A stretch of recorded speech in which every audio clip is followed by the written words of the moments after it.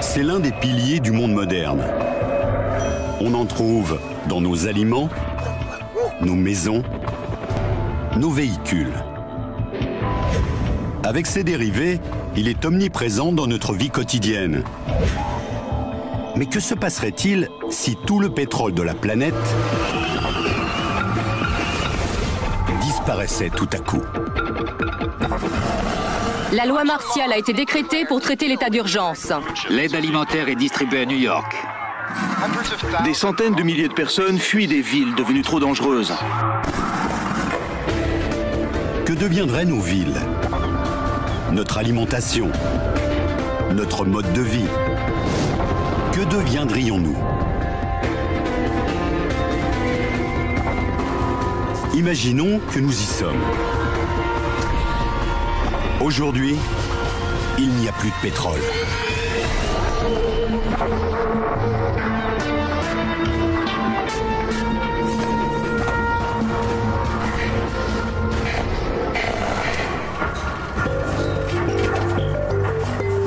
Le pétrole. Depuis 150 ans, il est extrait du sous-sol. Il fournit des carburants économiques et polyvalents qui ont rendu possible le développement de nos sociétés modernes. En Californie, les champs pétrolifères de Kern River contiennent plus d'un demi-milliard de barils. À eux seuls, ils peuvent couvrir les besoins des États-Unis pendant 4 semaines. Mais toutes les réserves enfouies vont soudain disparaître. Et la même chose va se produire partout dans le monde. De l'Arabie Saoudite à la mer du Nord, en passant par les sables bitumineux de l'Alberta au Canada. Le pétrole qui fait rouler nos voitures, voler nos avions et fournit l'énergie à nos usines, tout le pétrole enfoui sous terre est sur le point de disparaître.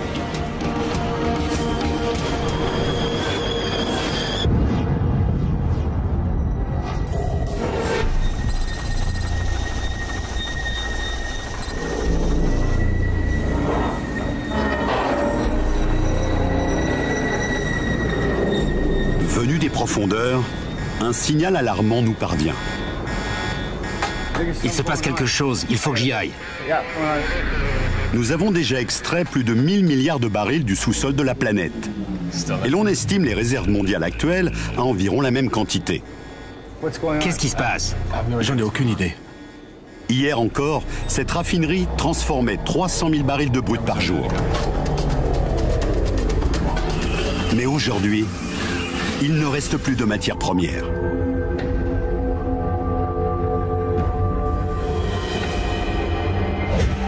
La crise annoncée par de nombreux experts est à présent une réalité. Les conséquences sont catastrophiques. Elle va changer la face du monde.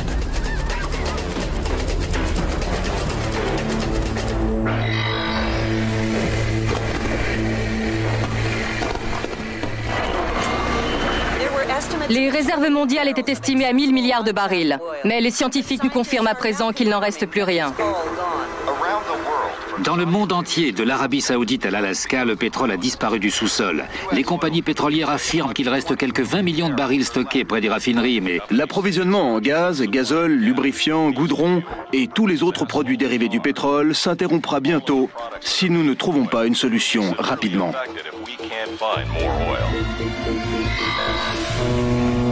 Sur les océans, les tankers transportent encore du brut.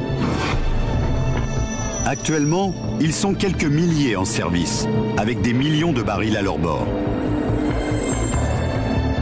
Les pays producteurs, comme l'Arabie Saoudite ou la Russie, exigent que leurs navires pétroliers rebroussent chemin.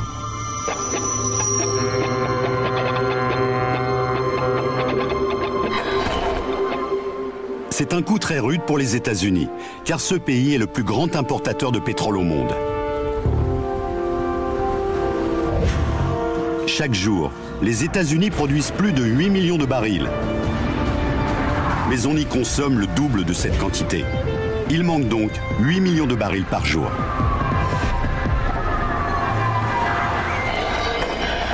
les files d'attente devant les stations-service sont interminables. On doit patienter entre 2 et 3 heures.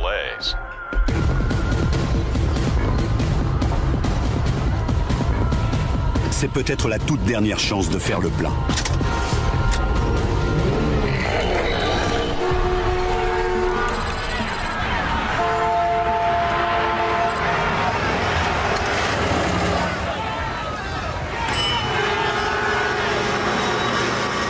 Durant l'embargo pétrolier de 1973, la réduction des importations avait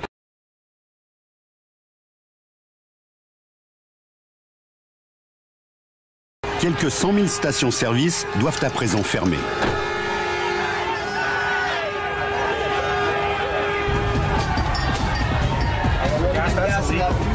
Et la situation est similaire dans presque tous les pays.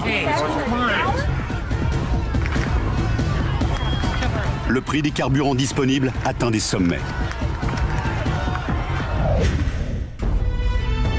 Certains pays disposent encore de quelques réserves.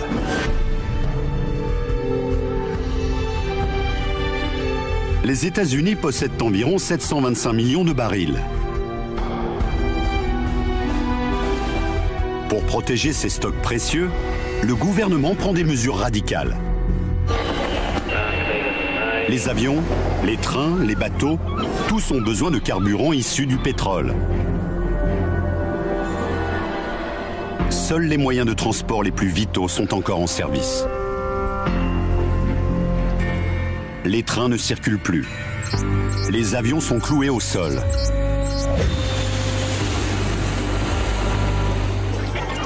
Si vous faites partie des 4 millions de passagers quotidiens, vous n'aurez aucune chance d'arriver à destination. Il en va de même pour des millions de tonnes de marchandises. Voyageurs et produits sont bloqués.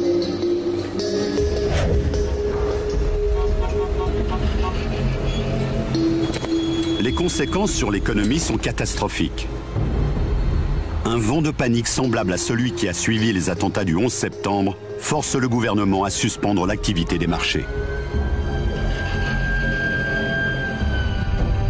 Des réserves de pétrole valant des milliards d'euros se retrouvent bloquées.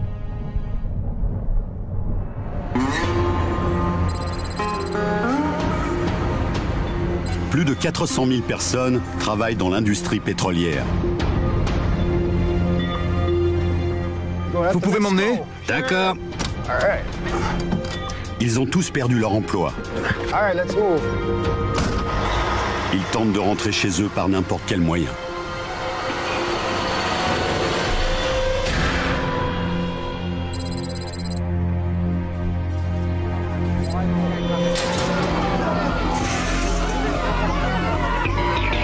Les incertitudes qui pèsent sur l'avenir sont telles qu'elles entraînent la fermeture de milliers d'entreprises.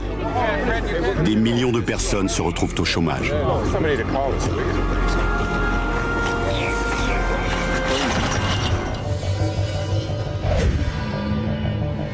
Les États-Unis brûlent chaque jour une quantité de pétrole équivalent à la cargaison de 10 supertankers. Pour produire de l'acier, cette usine métallurgique nécessite 1 millier de barils par jour. Mais à présent, il n'y a plus de quoi chauffer les hauts fourneaux et plus de matières premières pour produire l'acier. Sans acier, la construction et l'industrie automobile sont paralysées.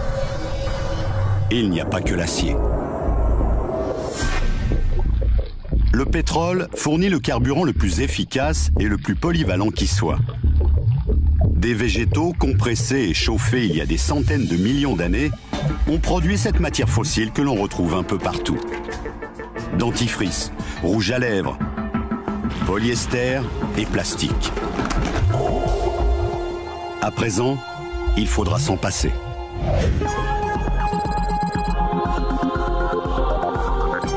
Une immense réaction en chaîne s'enclenche. Votre nom? J'ai besoin de sérum. Le manque de pétrole se fait cruellement sentir dans notre quotidien. Dans les hôpitaux, dans l'alimentation ou la production d'énergie. Et la crise ne fait que commencer.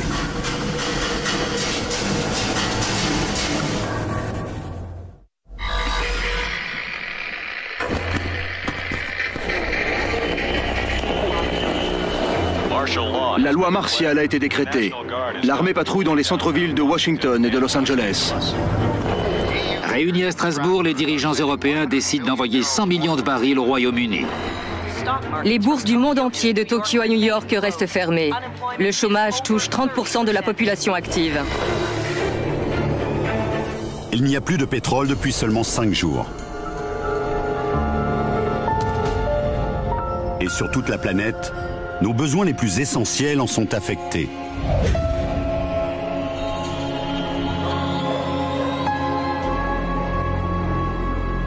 Les halles et les grands marchés alimentaires sont fermés. En temps normal, 1300 camions par jour partent de Californie chargés de fruits et de légumes. Ils livrent aux grossistes de tout le pays leurs produits frais qui sont ensuite transportés par d'autres camions vers les commerces de détail. Mais dorénavant, par manque de carburant, les magasins alimentaires ne peuvent plus être livrés. Les habitants des mégapoles comme New York sont les plus touchés par le manque d'aliments. Les besoins alimentaires annuels d'une personne nécessitent la culture d'une surface égale à celle d'un terrain de football. Avant la crise, l'achat de nourriture était un acte anodin pour des millions de personnes. À présent, des gardes armés protègent les magasins où il reste encore de la nourriture. En temps normal, 30% des aliments frais ne sont pas vendus à cause de petites imperfections. Mais maintenant, tout est acheté.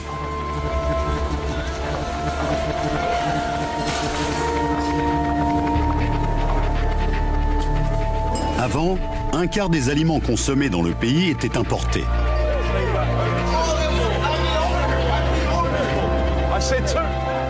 Mais depuis 5 jours, rien n'arrive. Et la nourriture devient rare.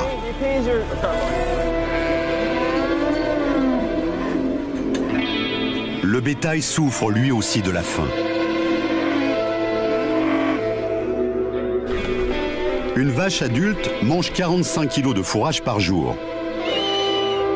3,5 kg pour un porc. Mais à présent, les aliments n'arrivent plus. Les animaux sont affamés.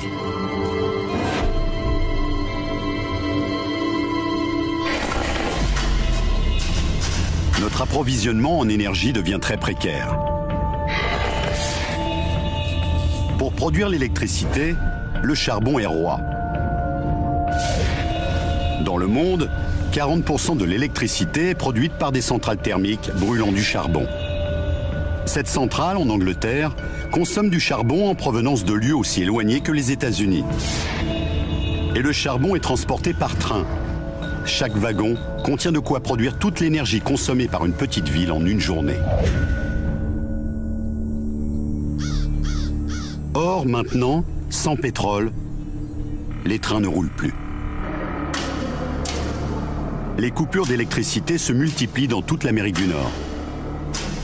Mais de tous les États, la Floride est particulièrement touchée. Plus qu'ailleurs, l'électricité y est produite par des centrales brûlant directement du pétrole.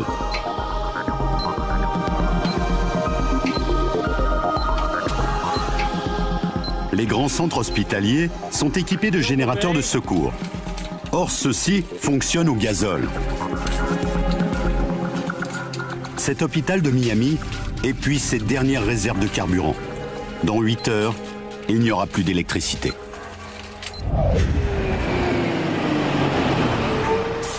Les nuits obscures sont propices à la délinquance.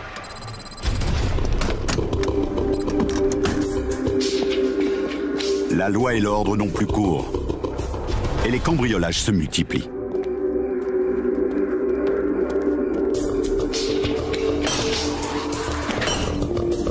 La population est désespérée et les pillards emportent tout ce qu'ils trouvent. Et pas seulement la nourriture.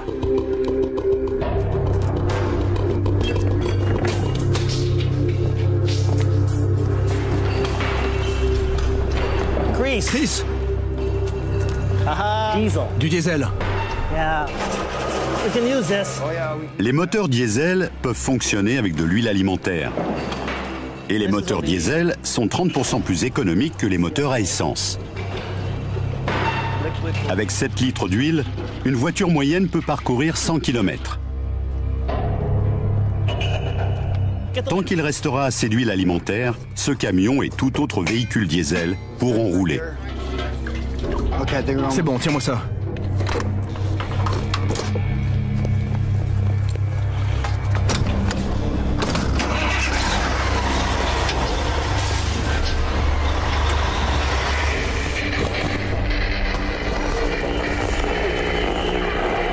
Les aéroports et les voies de chemin de fer de l'Union européenne sont sous le contrôle de l'armée. Le carburant est réservé aux convois alimentaires qui vont approvisionner les zones les plus touchées.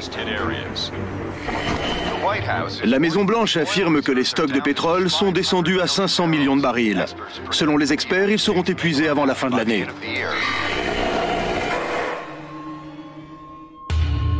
Le pétrole a disparu du sous-sol depuis 30 jours.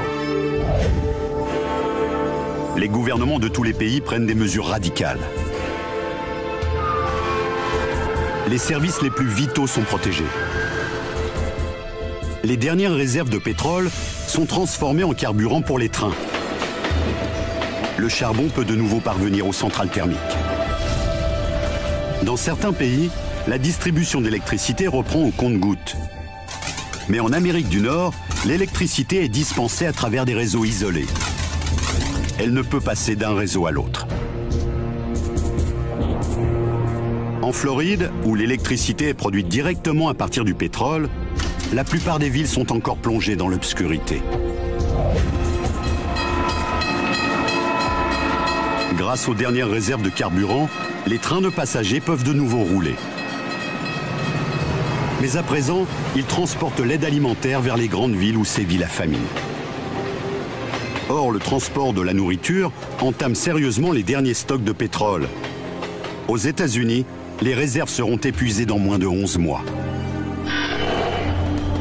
Sur les routes, les voitures emblématiques du mode de vie américain sont devenues rares. 235 millions de voitures roulent à l'essence aux États-Unis. Imaginez que vous poussiez une voiture sur 9 km. La même énergie est fournie par 1 litre d'essence. Actuellement, les voitures sont indispensables aux États-Unis. Toutes les infrastructures ont été prévues pour les automobiles. La moitié de la population habite dans de vastes banlieues résidentielles. La plupart des biens consommés sont livrés à domicile. Avec la fin du pétrole, c'est tout un mode de vie qui devient impossible.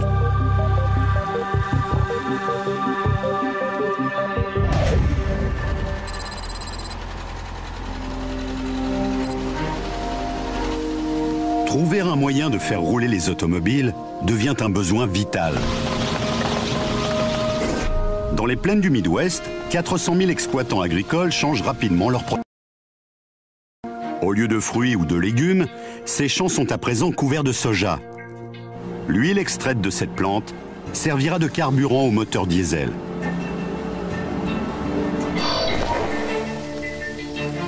Le soja ne suffit pas. Mais le maïs peut fournir de l'éthanol pour les moteurs à essence. Les champs de représentent 600 000 km².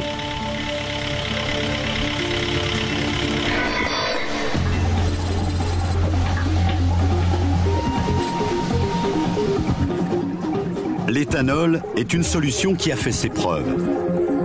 Au Brésil, les voitures roulent toujours, même sans pétrole. Ici, depuis des années, les moteurs fonctionnent à l'éthanol extrait de la canne à sucre. Dans ce domaine, l'Amérique du Nord a pris du retard. Mais il subsiste un espoir que la fin du pétrole n'implique pas la fin des voitures.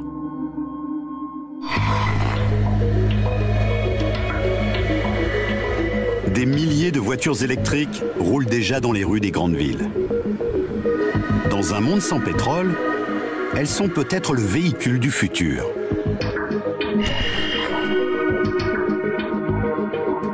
Or, pour atteindre ce futur,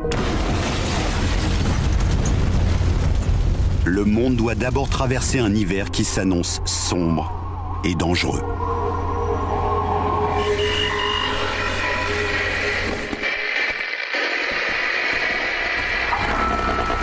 Le gouvernement annonce que les 3 grands constructeurs automobiles ont été nationalisés. Désormais, ils se consacreront à la fabrication de camions électriques destinés au transport des aliments. Le ministère de l'Agriculture a lancé un plan de culture intensive de la canne à sucre dans les États de Floride, Louisiane et Hawaï afin d'augmenter la production d'éthanol. Les distributions de vivres dans les villes de New York, Boston et Philadelphie n'auront plus lieu qu'1 jour sur 2.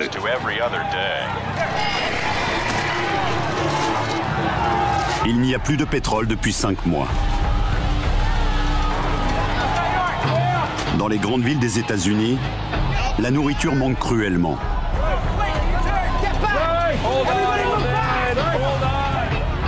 D'immenses files d'attente se forment devant les gares.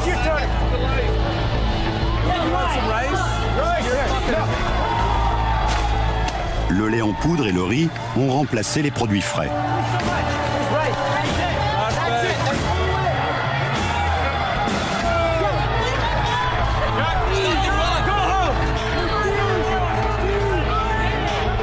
Mais la famine continue à s'aggraver.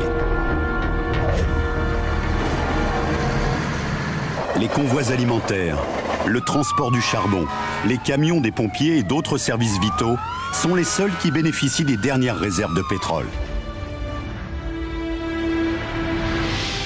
Mais les routes restent pratiquement désertes.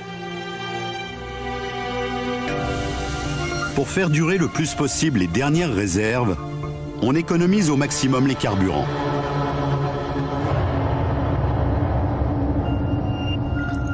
Mais si des solutions alternatives à grande échelle ne sont pas mises en place, dans quelques mois, le transport des aliments deviendra impossible.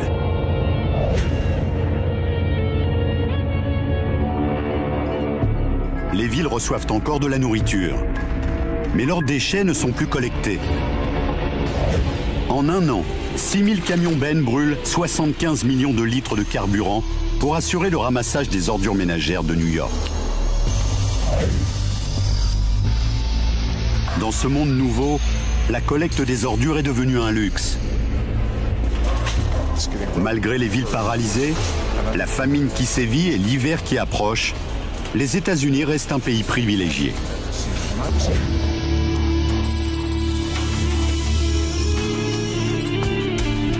À 10 000 km de là, c'est un désastre économique.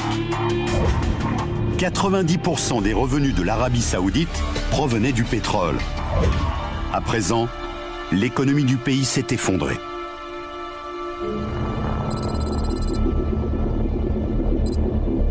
Ce navire transporte l'aide alimentaire destinée au Japon. 60% de la nourriture consommée dans ce pays était importée.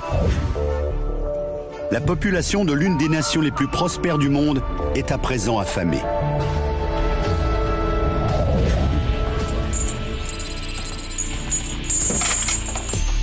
Pour pallier le manque de carburant, certains tentent de trouver des solutions de remplacement.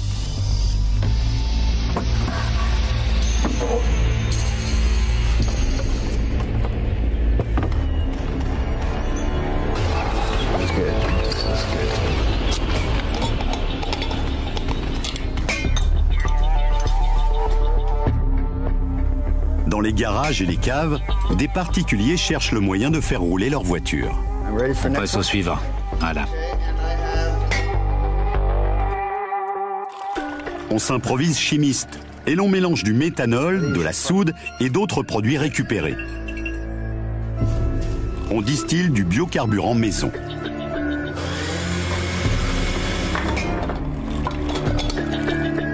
C'est prêt? La méthode n'est pas sans danger. Mais en cas de succès, ils pourront utiliser leur véhicule. Pour quitter la ville, par exemple. Cependant, ce carburant artisanal n'est supporté que par les moteurs diesel. Comme ça. Très bien.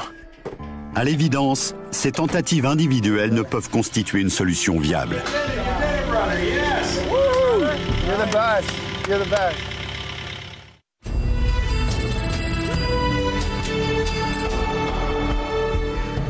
La production de biocarburants à grande échelle rencontre de sérieuses difficultés. Aux États-Unis, grâce à la culture intensive du soja, les récoltes ont doublé par rapport à l'année dernière. Elles ont permis de produire près de 2 milliards de litres de biocarburants diesel,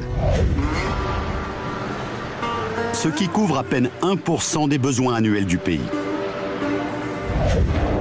Et il n'y aura plus de biocarburants disponibles avant la prochaine récolte. Le maïs, destiné à la production d'éthanol, subit les mêmes contraintes saisonnières. Durant les 5 derniers mois, on a produit dans le monde plus de maïs que jamais auparavant. Mais les gouvernements doivent faire face à un cruel dilemme. Les prochaines récoltes devront-elles servir à produire du carburant ou être transformées en aliments?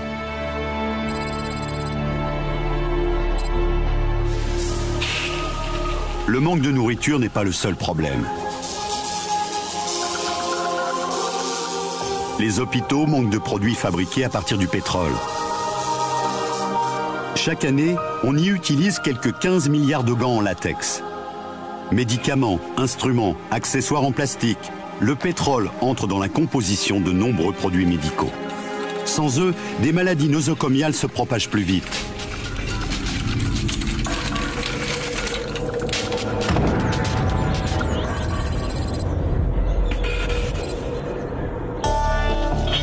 Malgré le manque de services médicaux, certains parviennent encore à survivre dans les villes, où les guettent de nombreux dangers.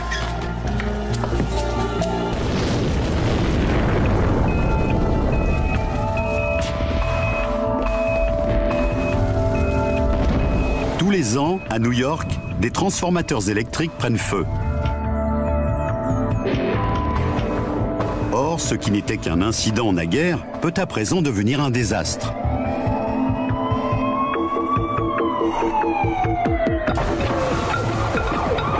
Les véhicules abandonnés rendent difficiles les interventions des pompiers.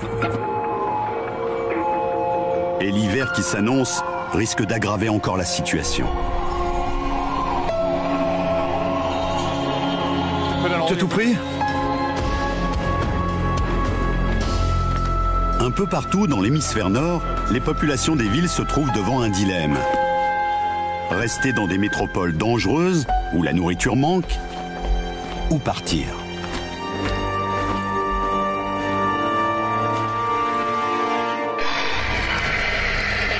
L'exode se poursuit. Dans tout le pays, les villes se vident. Par les transports publics d'urgence, à pied ou par n'importe quel autre moyen, ils ont décidé de partir. Avec des températures qui baissent encore, des centaines de milliers de gens quittent New York, Chicago, Détroit pour des destinations variées. En Europe, ils tentent de gagner l'Espagne, la Grèce ou le sud de la France, qui se retrouvent envahis par une foule de réfugiés fuyant le froid.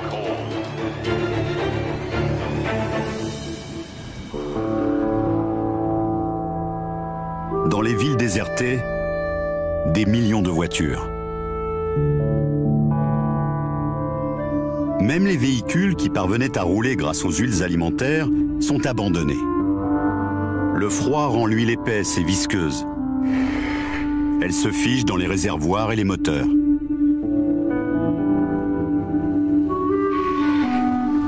Vidés de leurs habitants, sans carburant, sans nourriture, les villes du Nord deviennent des îles de béton et de verre, coupées du reste du monde par la neige.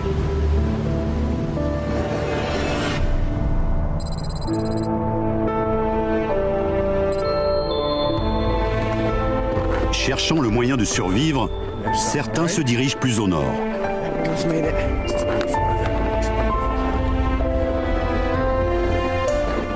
Ils emportent avec eux tout ce qu'ils peuvent. Il n'y en a pas beaucoup. Denrées non périssables et conserves leur permettront peut-être de tenir jusqu'au printemps. Mais ils devront se montrer très économes. Le gibier est un complément apprécié.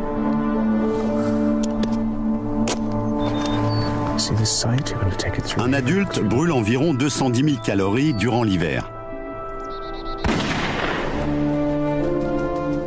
Le froid s'installe pour des mois. Dans les campagnes, et dans les villes.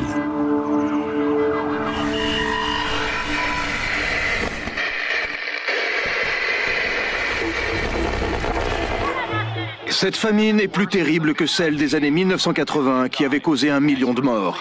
Les experts prédisent même qu'elle provoquera jusqu'à 20 millions de morts. Le gouvernement affirme que les dernières réserves de pétrole sont tombées à moins de 250 millions de barils. 2 des 4 lieux de stockage sont désormais fermés. Le pétrole a disparu depuis 1 an. Les marchandises ne traversent plus les océans. Les ports de la côte ouest des États-Unis voyaient passer autrefois quelques 55 000 conteneurs par jour, soit près de 2 millions de tonnes. À présent, ils sont déserts.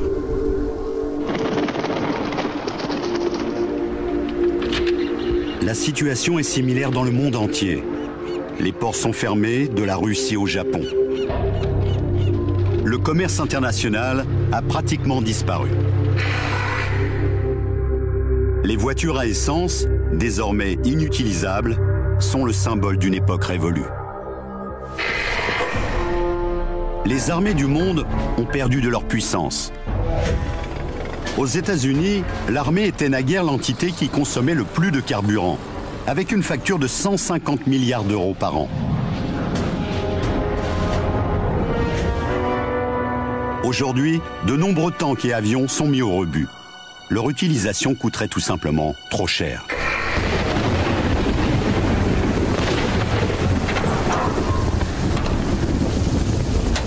Les véhicules destinés aux interventions d'urgence roulent de plus en plus à l'éthanol d'origine végétale.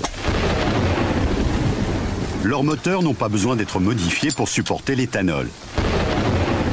L'adjonction d'un simple boîtier convertisseur suffit.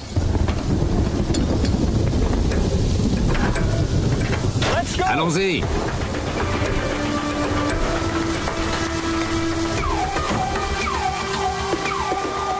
Mais l'éthanol ne constitue pas la solution idéale au niveau planétaire.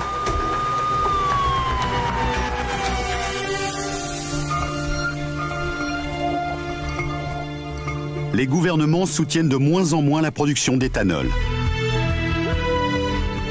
Les États-Unis ont consacré 40% de leur récolte de maïs à la production de ce biocarburant. Mais cette quantité demeure infime par rapport à la demande. Et un pays affamé a besoin de tout le maïs récolté. L'éthanol ne parviendra pas à faire rouler à nouveau tous les véhicules du pays. Or, l'absence de voitures est une bénédiction pour certains. Chaque année, des centaines de millions d'animaux mourraient sur les routes des pays occidentaux. Cervidés, hérissons, grenouilles. De nombreuses espèces ont vu leur population augmenter cette année. En revanche, le bétail n'a pas eu autant de chance. Le manque de carburant a interdit l'approvisionnement en fourrage et les animaux ont été livrés à leur sort. Des millions de vaches, de volailles et de cochons sont morts.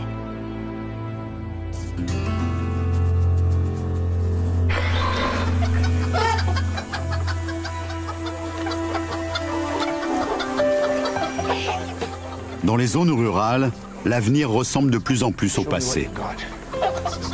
L'effondrement de l'élevage intensif a considérablement changé le régime alimentaire dans de nombreux pays. Les familles mangent ce qu'elles produisent.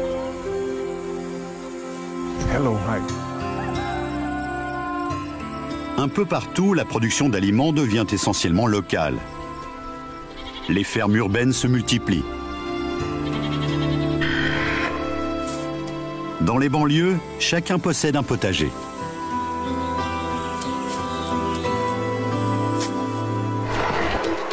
Un ouragan de force 5 a ravagé Miami. Des milliers de personnes sont portées disparues. Après Katrina en 2005, les travaux de réparation de la Nouvelle-Orléans ont duré des années. Mais à Miami, il n'y a pas assez de carburant pour reconstruire. Et ce n'est pas la seule menace qui pèse sur les villes. L'épidémie de grippe continue à se propager dans tout le pays. Los Angeles, Miami et Houston sont touchés. Des zones de quarantaine ont été créées. La cellule de crise du ministère de la Santé prévoit 200 000 victimes. Vite, dépêche-toi.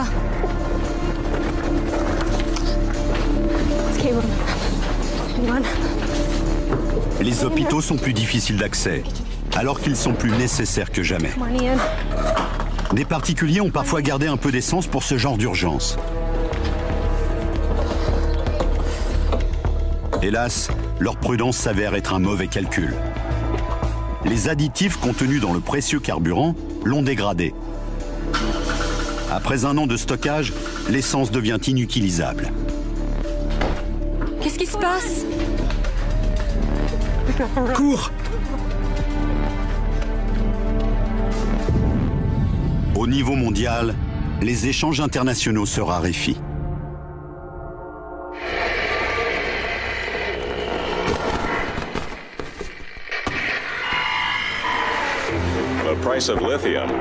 Le prix du lithium, indispensable aux batteries et aux piles, a augmenté de 300%. En Arabie Saoudite, la famille royale abdique. Les personnes réfugiées en Espagne, L'état d'urgence perdure à New York avec la famine chronique. C'est l'exode le plus important que l'on ait jamais vu.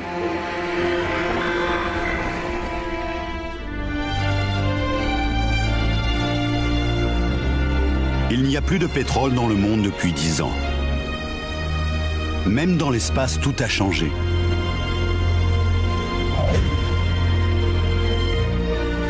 Nous n'avons plus assez de carburant pour envoyer des fusées dans l'espace.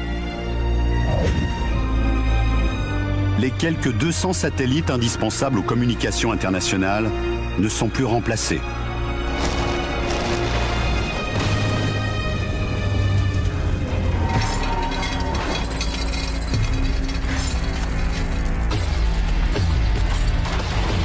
Mais dans ce monde sans pétrole, les rebus électroniques ont pris beaucoup de valeur. Regarde, papa. Il y en a d'autres. Les appareils contiennent des matériaux de valeur. Une tonne de téléphone portable contient plus de 275 grammes d'or, près de 135 kg de cuivre et plus de 2,5 kg d'argent. Et ces métaux sont d'autant plus précieux qu'il est devenu quasi impossible de les importer. Il y en a plus là-dessus.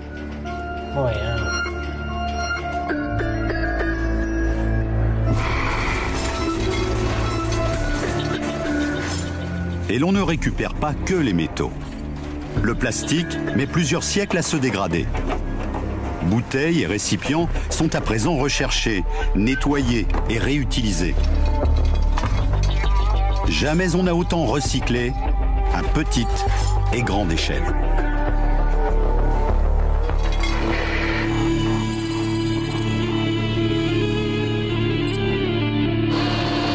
Sur un bateau, on peut recycler environ 90% des matériaux.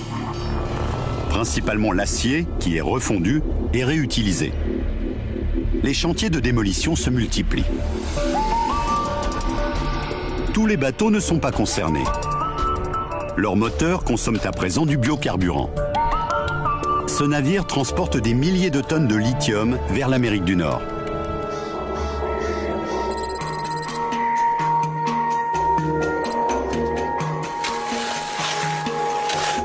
La moitié des réserves mondiales de lithium se trouvent en Bolivie, dans un désert de sel. Le lithium est le principal composant permettant de fabriquer les batteries les plus efficaces. Et la demande est énorme dans un monde où la fourniture d'électricité demeure problématique. L'économie bolivienne est florissante. Dans un monde sans pétrole, la Bolivie est une superpuissance, l'Arabie Saoudite du Nouveau Monde. Mais pour le moment, on ne produit pas assez de biocarburant pour que le commerce international puisse redevenir ce qu'il était. Toutefois, les recherches dans ce domaine se poursuivent. Les algues peuvent apporter une solution viable. À surface égale, elles produisent 7000 fois plus de biocarburant que les autres végétaux. Et leur culture demande très peu de fertilisants.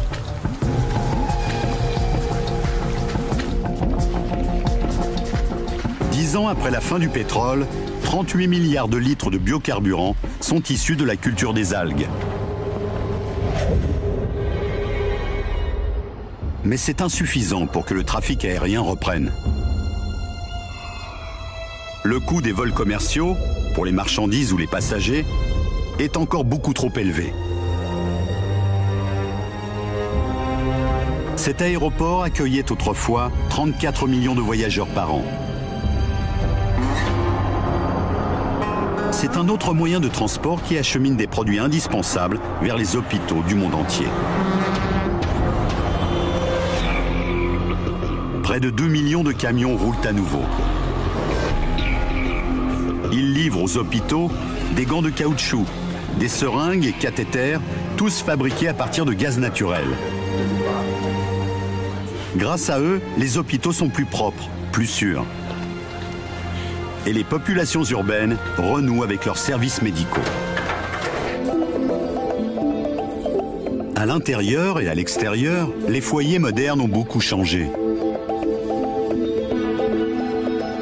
Le taux de mortalité redescend peu à peu.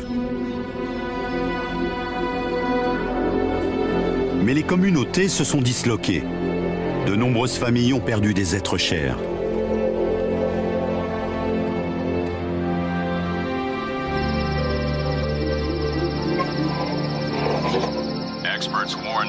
Les réserves de gaz naturel baissent rapidement et les experts affirment qu'il en va de même pour le charbon. C'est mieux. Il n'y a plus de pétrole depuis 10 ans. Et le monde lutte toujours pour trouver un nouvel équilibre. Le manque de pétrole continue à modifier nos sociétés.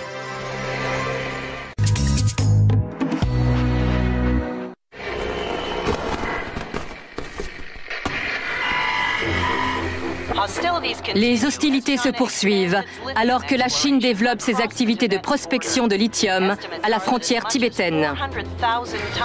Le recensement annuel révèle que Los Angeles est toujours la plus grande ville du pays avec 20 millions d'habitants. C'est le premier vol commercial d'un avion entièrement propulsé par du biocarburant. La compagnie annonce qu'elle prévoit 6 vols transatlantiques par an.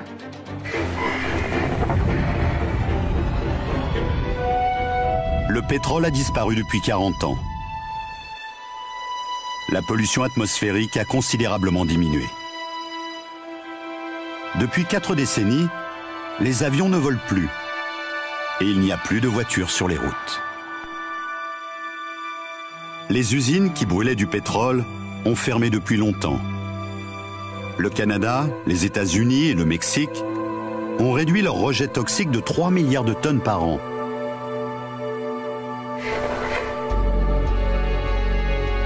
Aux États-Unis, quelques grandes villes du Nord se sont repeuplées. Les rues et les immeubles endommagés ont été transformés. Les appartements abandonnés sont devenus des serres. On cultive des légumes sur le terrain d'une ancienne zone industrielle.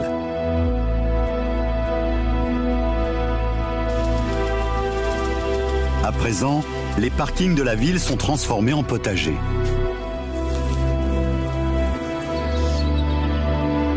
À New York, les 341 hectares de Central Park sont cultivés pour fournir des aliments à ceux qui ont repeuplé la métropole. La ville se nourrit de ce qu'elle produit.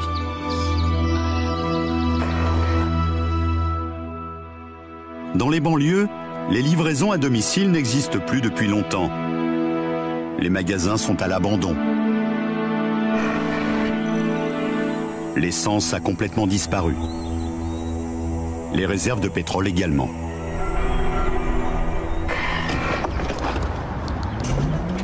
Quelques voitures roulent encore, mais elles sont très différentes.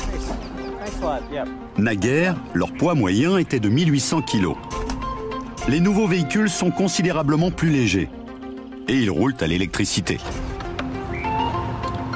Le châssis et le moteur sont faits de matériaux plus légers, tels que la fibre de carbone.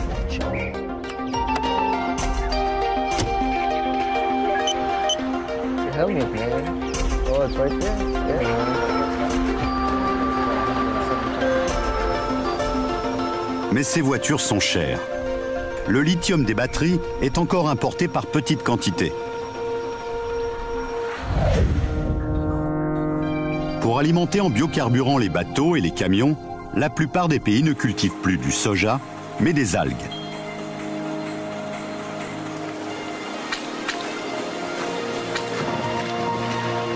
En Amérique du Nord, on a mis en place d'énormes bioréacteurs. Sur 39 000 km², on cultive les algues qui produisent assez de biocarburant pour couvrir les besoins du pays. Une fois extrait des algues, le biocarburant est acheminé à travers le réseau de pipeline qui servait autrefois à transporter le pétrole. C'est l'électricité qui fournit l'essentiel de l'énergie au transport de passagers. Les réseaux ferrés électriques se sont considérablement développés.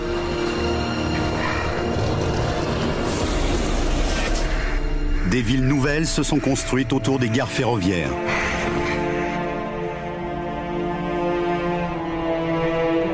Certaines métropoles sont devenues des villes fantômes.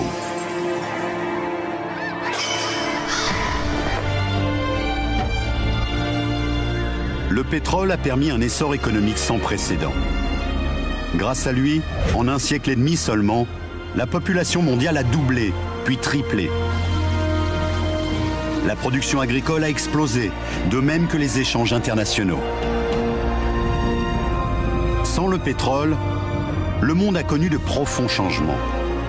Les villes, l'atmosphère, les routes ne ressemblent plus à ce qu'elles étaient. Un seul élément vous manque et tout s'effondre.